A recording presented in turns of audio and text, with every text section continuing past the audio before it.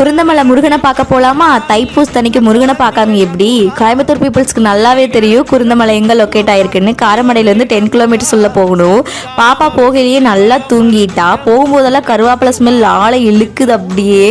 நாங்களும் சாலையூர் போகலாமா குமரகுன்று போகலாமான்னு தான் கன்ஃபியூஷனில் இருந்தோம். கடைசியில் குருந்தமலையே போயிடலான்னு சொல்லி கன்ஃபார்ம் பண்ணிட்டு வந்துட்டோம்.